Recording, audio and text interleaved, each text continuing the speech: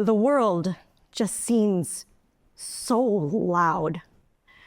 Loud voices, loud headlines, loud opinions, people telling us how to feel, what to think, telling us who's in charge.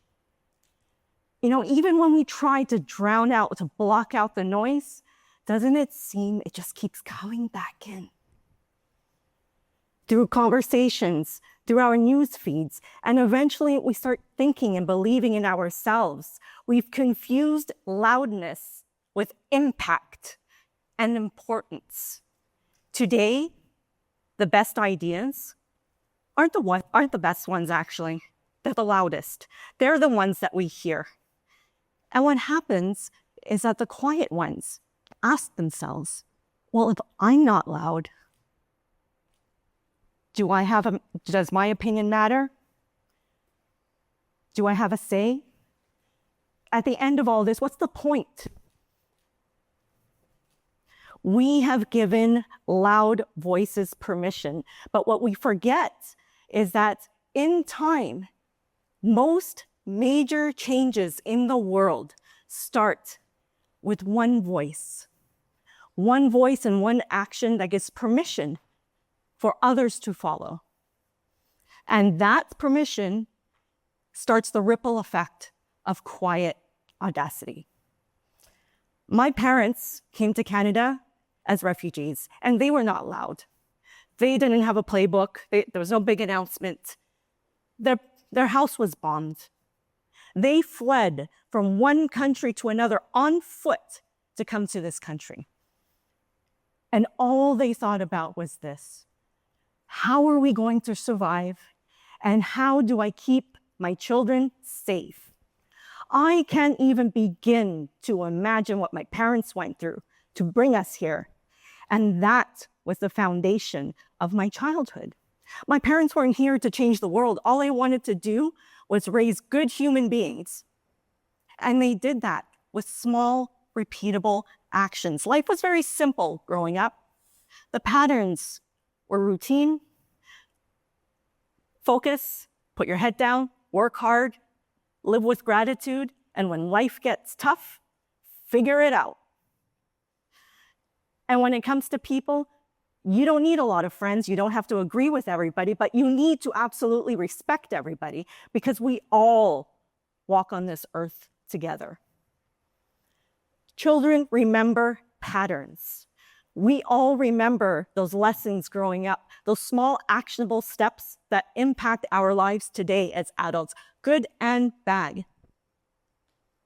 My parents did not want to change the world, but they wanted to make sure that they raised good human beings. Parents all over the world do this every day by shaping the future. Oftentimes, we sacrifice. Our children don't realize it, but that's okay. We're not here to change the world.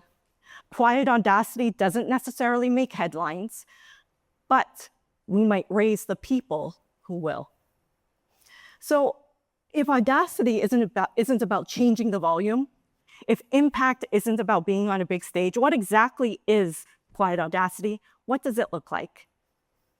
Over the years, especially as a founder, I've seen the pattern. Quiet audacity is broken down into 3 repeatable behaviors that all of us can do. Let me break it down for you. Number 1, ask anything.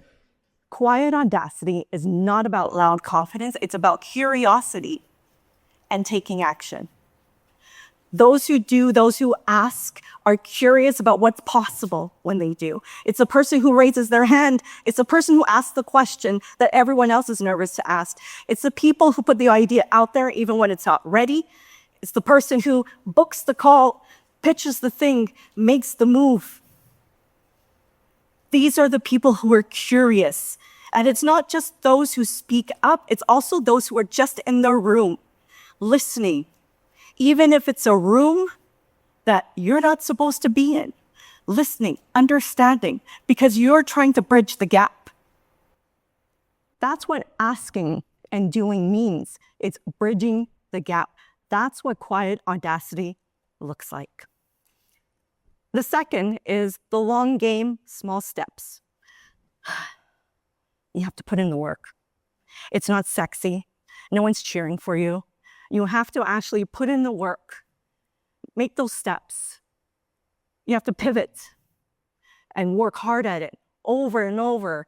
Be curious, ask for help, leverage your network, grow your network, put yourself out there until one day you wake up and all of a sudden everybody looks at you and says, oh my God, you're so successful. And they jump on the bandwagon, but what they don't see are the years of blood, sweat, and tears that you put in.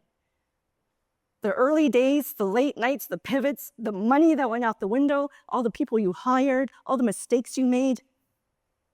They only see the end result. My parents, they didn't live a flashy life, but they are some of the happiest people that I know. They've been in this country for 40 years.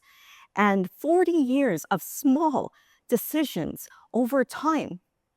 That's what made them happy, because they built a life for themselves.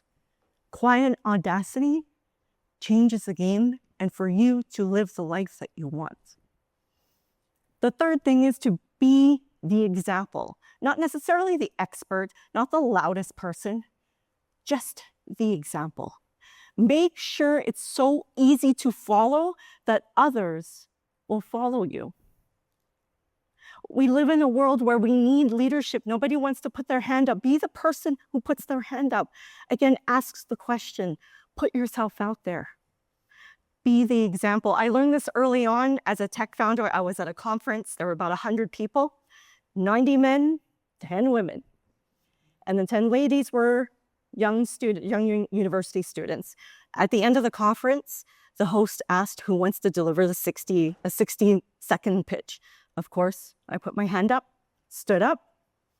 Hi, my name is Lynn Sock. I am CEO and co-founder of, and we are building the next billion-dollar company. What do you think happened when I said that?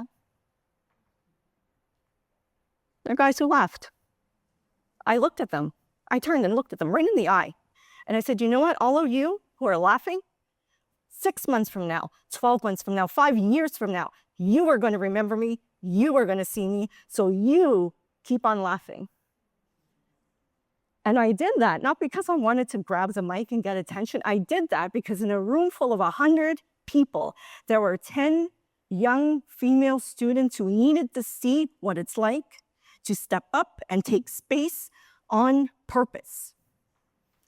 Be the example. We don't necessarily need a big stage to show quiet audacity. A lot of us do it every day. Think of the time when you're at a talk and it's the end, it's time for the Q&A period. You know, everyone's excited. It was a great talk. It's a Q&A period. Nobody puts their hand up. There's an awkward silence, but everyone has questions. It starts with one hand going up. And what usually happens after? The second hand. Then 3 more hands. Next thing you know, this question period lasts 2 hours because everybody steps up. That is the ripple effect of audacity. Raise the hand. This also happens in team meetings. You're called into a team meeting. There's a big decision that's been made, but it's a bad one. You all kind of look at each other like, oh, this isn't good. But nobody says anything until the one person quietly puts their hand up and says, can we talk about the downside to this? And then all of a sudden that conversation opens up and that decision is reconsidered and the team is relieved. Oh, thank goodness you put your hand up. I was thinking it, but I was too shy to put my hand up. And this gives permission for the rest of the team in the future. If they have something to say, they too will put their hand up. That is the ripple effect of audacity. Most of us have a teacher who changed the flow of our life. But you know what? Most of those teachers don't know that they did that to us. I know that's the case in my case. I have teachers who completely impacted my life, both negative and positive, but they have no clue. Everyday teachers are shaping the future. And they do it because that's what they do. What they do is they listen to the kids. They give them a voice. They might even challenge them if, they need a little tough love. Doesn't seem like much, But this is shaping the future. Giving them a voice allows them in the future, when they're in a room where big decisions are being made, they learn that they could put their hand out. Their voice matters. We live in a world where we think loudness causes impact, that loudness changes the world. But the thing is, it's not the loud voices that change the world. It's really the first person who makes the move. And the problem is right now, the first person who makes a move tends to be the loudest. We keep saying that, the 1% control the world. Okay, I get it. They do. But let me ask you something. What about the 99% of us? What would happen if the rest of us, ordinary people, believed in ourselves that we could do a little bit more, that we could create impact? What would that look like? All it takes is for one person to put their hand up and say, I'm going to do this. It takes one person to say, I have the big idea, and I'm going to be listed on the NASDAQ. And you know what, everybody else who's laughing, that's fine, but I'm going to show you. And then when one person stands up and says that in front of a crowd, it gives permission to other people to do that as well. That is what we need. That is the ripple effect of Audacity. We need to believe that we have the power to change this world, but it starts with us. It doesn't need to be loud.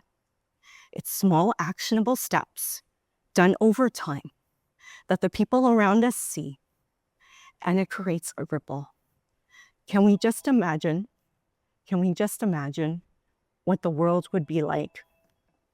All of a sudden, quiet Audacity won't be so quiet anymore. It will finally reshape the world. Thank you.